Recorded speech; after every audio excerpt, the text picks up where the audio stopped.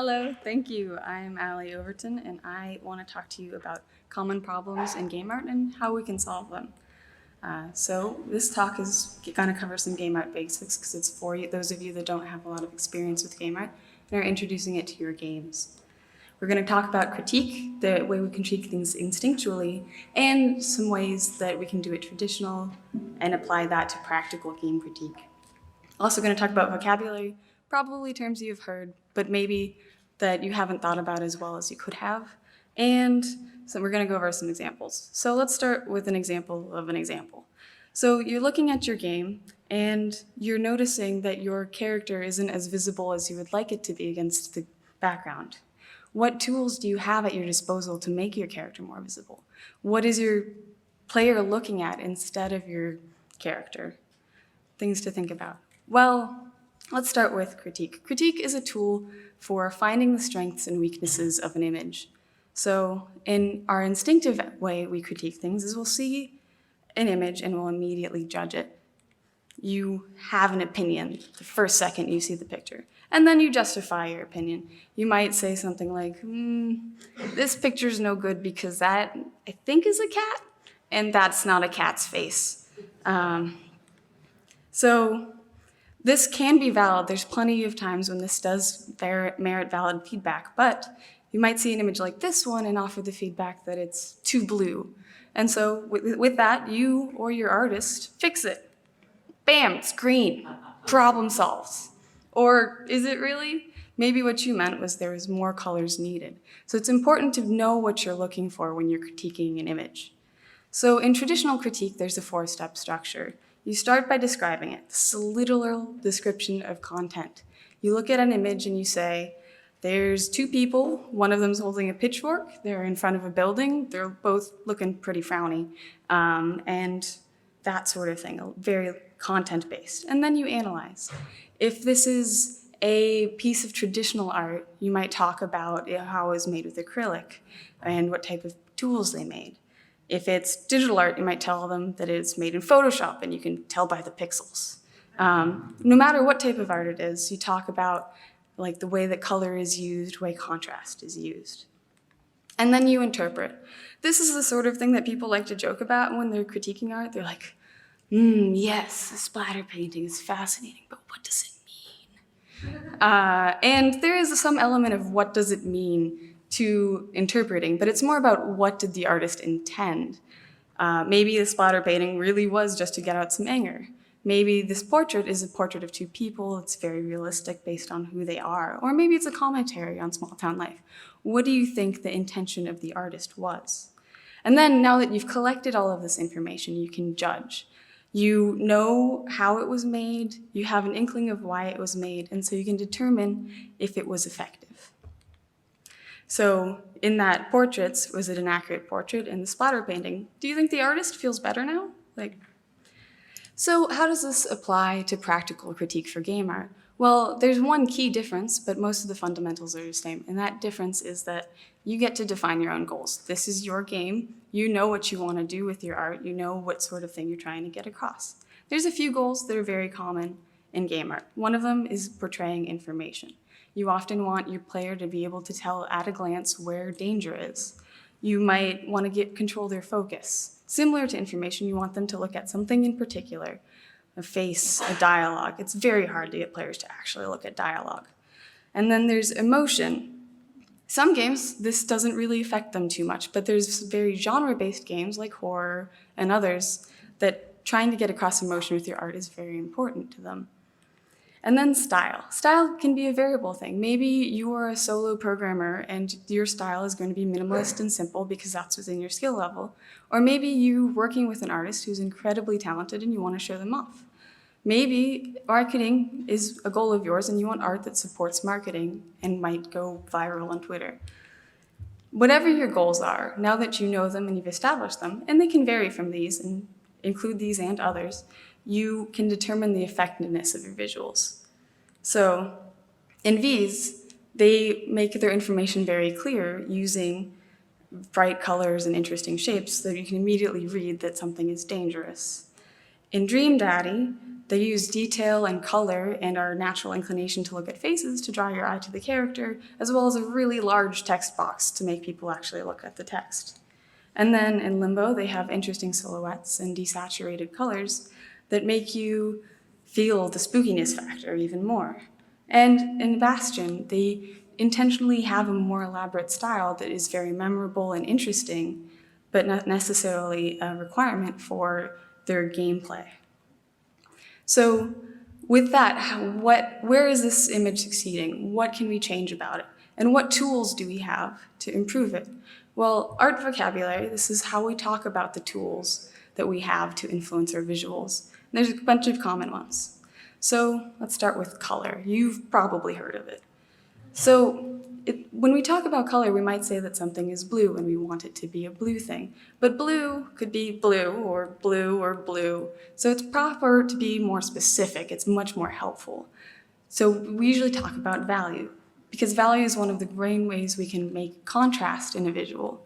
Value is the light and dark in an image, the gradient from brightest white to darkest black. And hue is next. It's ignoring saturation and value. Hue is basically color as we learned it as a kid. It's the rainbow, red, orange, yellow, green, blue, purple. And then saturation is how gray or vibrant something is. This is regardless of hue and value. Some people think saturation is also influenced by value, but they're completely separate from each other. So contrast can be between any of these elements. Value contrast, like I said, is one of the most effective ones, but it can also be a contrast of hues or a contrast of saturation. Chess is an example of contrast of value. It's the lightest white versus the darkest black. Checkers is an example of contrast of saturation. Very red, very vibrant versus desaturated black. And Chinese checkers is a contrast of hues, where you have only differentiation between hues and not in value or saturation. So when we talk about color, it's important to try and talk about all of these elements individually. It's more valuable to say I want a light, bright sky than it is to say I want a blue sky on its own. So composition, there's a whole lot of elements to composition in art, but one of the ones that applies to gameplay the most is density. High-density visuals are chaotic, busy, and noisy.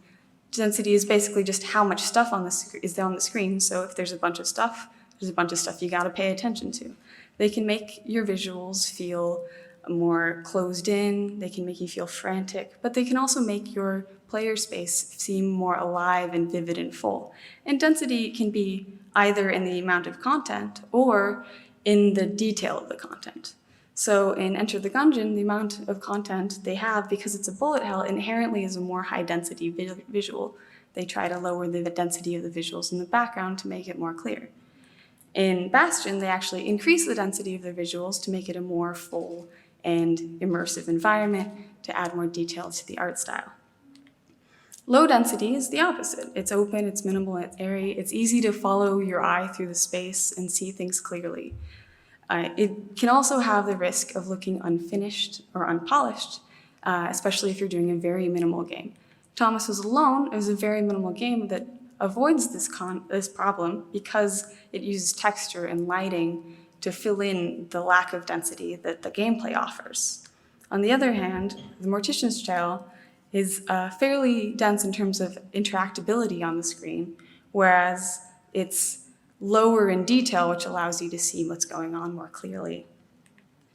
And then there's style. Style, we often talk about stylized versus realistic. But we also end up talking about cartoony. And cartoony is a bit of a trap word. It means a lot of different things to a lot of different people, so it's important to be more specific, break things down into their elements. So talking about color again, you might have very saturated colors, and these are really good for giving moods in a scene.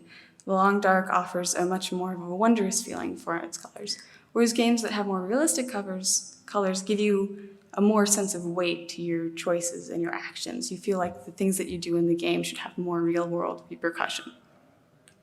Line is one of those aspects of cartooniness that you might talk about, but it's a very graphic sort of thing. It helps delineate things from their backgrounds. If you do it in a more realistic game, it's very notable.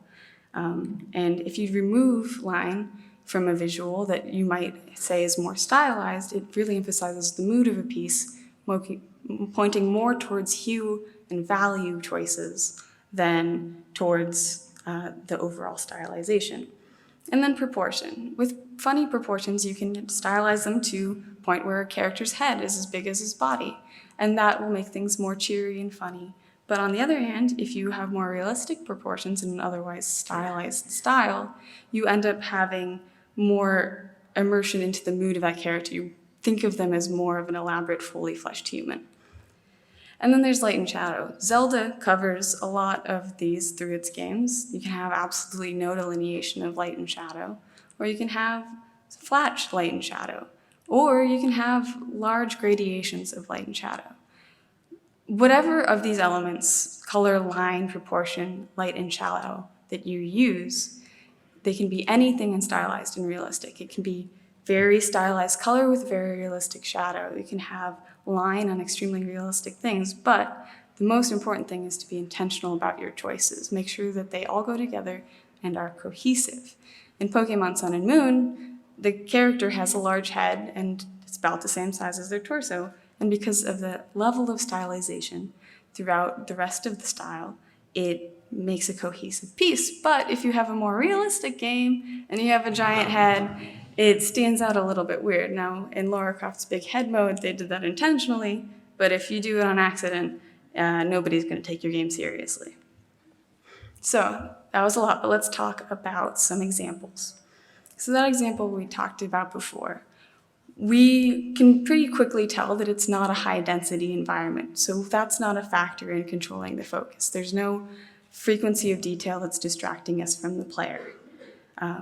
So we can go to our color things. What in the color spectrum is affecting this? Well, hue, there's a delineation of hue between the character and the background, so that's not the problem, but the real thing is value. If you take away the hues, the saturation, and look at it in grayscale, you can immediately tell that the character doesn't stand out against the background. So it's good to up the values, make the character more of a high contrast focus, and that'll pop out more against the background. Immediately, it's a lot easier to see what's going on and focus on where you want to, where you're on the player. So that's that in value. And if you compare it to the original, it's a lot easier to see what's going on. All right, so in this game, this is the sort of game where you're trying to light up a whole grid of networks. But right now, you can see the lit parts very easily because in the hierarchy of value, they're very bright. They're the only thing that contrasts heavily with the background. But in this sort of game, what matters is not just the lit parts, also the dark parts. It's important to give each piece of information in your games the same level if they matter the same amount. So if we bring the dark parts up in value to match, it's a lot easier to get the information you need because you need both parts of the puzzle to solve it. Before, it was not the same level in the hierarchy and you couldn't focus on the information you needed to solve the puzzle. So here's it before. It's hard to focus on the dark parts that you need that information to solve the puzzle. And now it's a lot easier to balance it. So you can add contrast and hue to solve that problem. All right, so this is the sort of thing that happens when you're like, I want a really bright, colorful game, and you're extremely literal about what color is, and your saturation is just max. Trees are green, sun is yellow, heroes have red hair, and it's all as bright as possible. So just cool it with your saturation, basically. You can do things to make your game interesting without just making it as in your face as possible in like an MS Paint drawing you made when you were 13 years old. So if you calm down your saturation, you can make more interesting, less literal color choices. Hey, tree trunk can be purple, whatever. It's more interesting and less literal, and it catches the eye as much, but it's not quite as painful. And if you still want to go even further, you can be even less literal, stylize your colors even more, and do something a little weird, and people will find that very memorable, but not painful. And then so you can have something that people like at the end of the day. So visual clarity. This can happen when you're trying to reuse assets, especially to minimize the amount of art labor you're doing. Like you get something from the asset store and you just recolor it. You have a green ally and a red enemy, but if you're colorblind, these enemies look basically the same to you. And there's ways to work around that. Like value, contrast, works for everybody. If you make adjustments to help with people with visual impairments, it helps everybody delineate things better, not just people who are visually impaired. So other options are to see, you can immediately tell that it's more different for everyone. Other options are to include symbology, not just in character design or faces, but if you have a particle effect that's red when it's good and green when it's bad, add some sort of symbol like stars or angry X's to delineate symbolically what's good or bad so that everyone can tell what's going on more easily.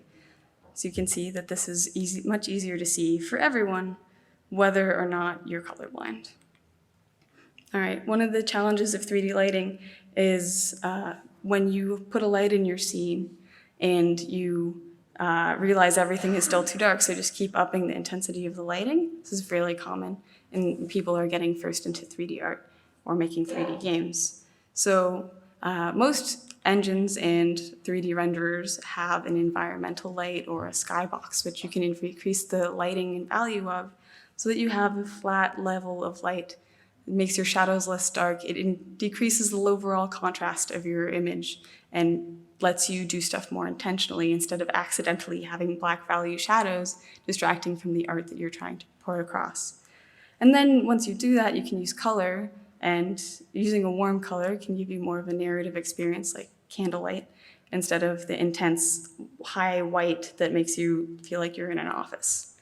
And then you can also use color other ways to just affect the mood, make things feel magical, make things feel silly or spiritual or just fun. So this is it before, and this is it once you try to do lighting more intentionally, instead of just trying to light it enough that everyone can see.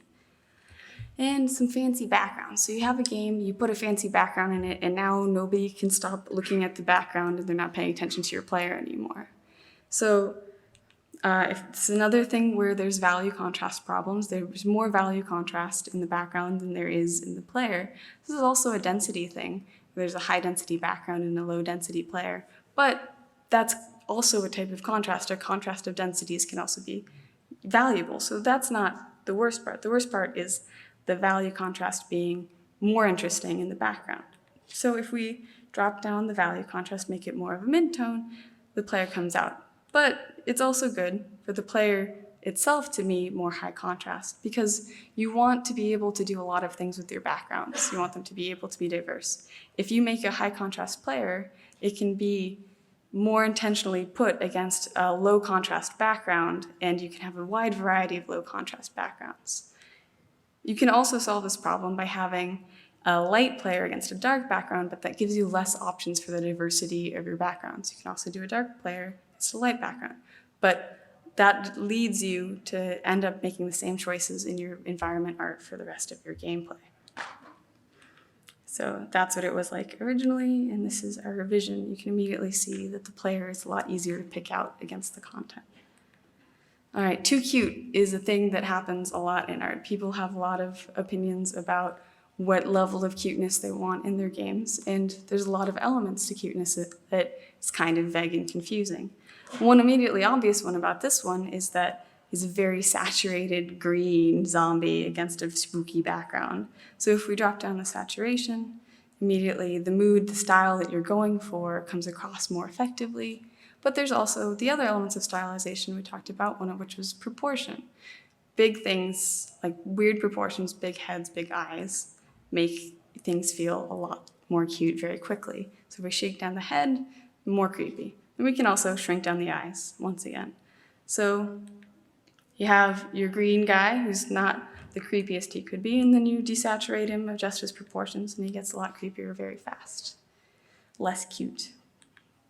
All right, so there is a lot going on here, and that's pretty typical for game visuals. Like you trying to get a bunch of stuff in, maybe it's not as cohesive as you planned, maybe you didn't make a plan from the beginning, and you're kind of overwhelmed. So the thing to do, I think, first is take away the gameplay aspect and focus on your backgrounds. Just like before, this is a very high density background with a lot of value contrast. If we lower the value contrast, you can immediately put more stuff in the foreground that will pop out more. You can see this with the spider web. But the spider web also doesn't need to be a high contrast item. It informs the gameplay and it's an interesting storytelling element, but it's not important to the gameplay. So you can reduce that as well. And now when you put things back on the screen, it's a lot easier to see what's going on and understand what's happening. So now that we've resolved the background problems, let's look at the characters.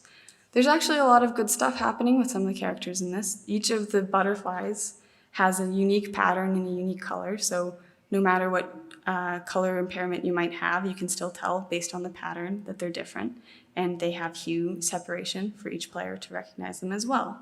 But now that we've adjusted the background to more of a medium tone, the spider is a lot harder to see and pick out. So we want to do a value adjustment on that spider so it pops out. Make it darker, you can see it a lot better. And we also made the eyes a different hue. The hue contrast between the spider's eyes and the environment is now greater, so you can pick that out.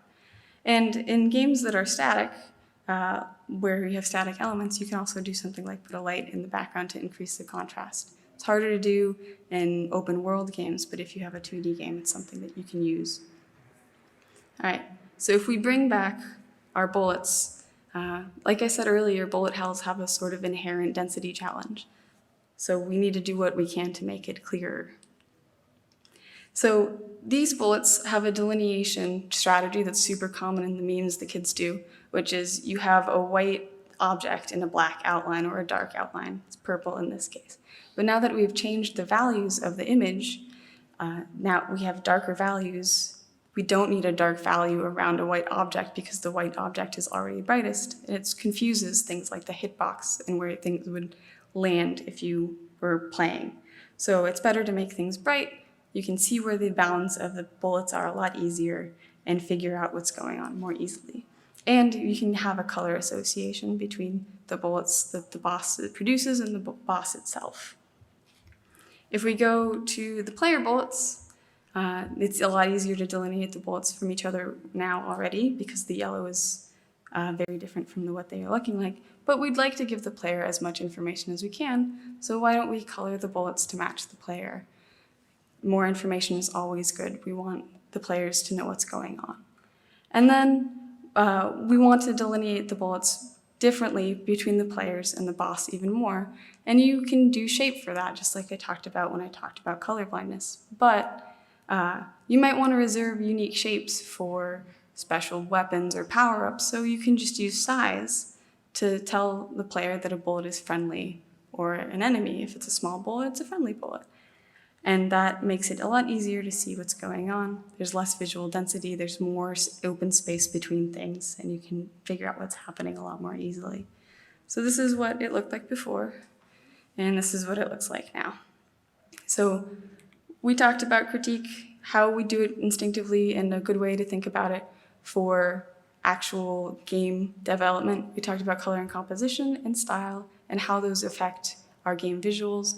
And we applied it, so hopefully you can now apply these to your own game visuals, but every game is different. These solutions that I've used are optional solutions. You can use a lot of different strategies with the elements I've talked about to solve gameplay problems and solve your goals for your games and figure out what suits your game best. Thank you. I'm Allie. You can... I'm going to tell them about the question. Thank you, Ali. If you have a question for Ali, please come to the mic in the middle of the aisle there. I will get things started myself. This is awesome stuff and a lot of info. How do you communicate this stuff when you're working with other, within teams?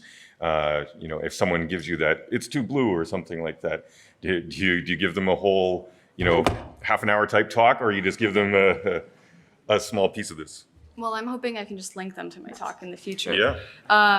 But usually you try to ask questions back. So if somebody's like, it's too blue, you just ask, do you mean it's too saturated? Do you mean you want it to be a different color? And just try to use the knowledge that you have to ask them and lead them to the correct solution. Any questions?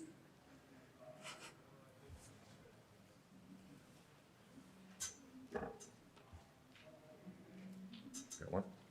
Hi, thank you for the great talk. Thank you. So I definitely paid attention to the Ow My Eyes slide because I'm working on a very colorful platformer and I probably am going to hurt some people's eyes. So that was great. I need to think about that.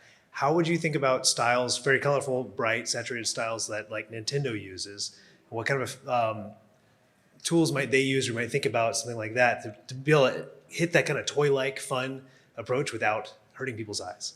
So the question is how to use bright colors successfully without hurting people's eyes. Well, basically you are more aware of saturation. As vivid as those sorts of games tend to seem, they have various levels of saturation that makes the colors more compatible. You might have a red and a green on the screen together as well, but you won't put them on the same character, and that makes it a lot safer. So you use the sort of density and minimalist space separation between elements, so that if you have the highest of contrast colors, they're not next to each other. Like Mario is red and blue, and Luigi is green and blue, but neither of them are green and red, which are the most hue and color saturation contrast that you could have. Hi. Have you ever dealt with like highly complex machine models? Like how would you, so I work in a company that has very like, small team, but we do very complex objects. So have you ever had to deal with stuff like, say, a car, like taking it apart, breaking it down? Like they are very realistic, but how would you kind of manage the styling of that? In what way? It's tough because we have to maintain like product integrity, but then we also have to do artistic. So I didn't know if you guys have ever had to deal with that with like, hey, make this thing look cool, but not too realistic. Sorry, I just didn't know if that's a vague question. So you're asking how you can make detailed machine models look stylized in an interesting way? Yeah. Well, it depends on what elements you're allowed to play with based on your thing. I'm working on a game where I make a lot of weird planes, but they're not anywhere in the realm of realistic. We just do a bunch of strange shapes and play with color palettes to make them stick out in unique ways. So it depends on which parts of your game or visuals you're allowed to play with. If you can stylize your color, it's always a really fun way to work with stuff and make things more interesting. Okay. I actually had, I guess, a more specific question. Have you ever had to deal with like conflict with preference over certain color palettes? That's very common. Color palettes are super opinion-based. That's the sort of the thing where you play test it and see where it's effective, because no matter what situation you're in, there are always people with different opinions, and you think about your target audience and what they are most likely to want to see. Okay, thank you. Thanks. All right, I think that's going to wrap things up. Please make sure you fill out your email surveys to give Ali some feedback on her talk. Thank you so much, Ali.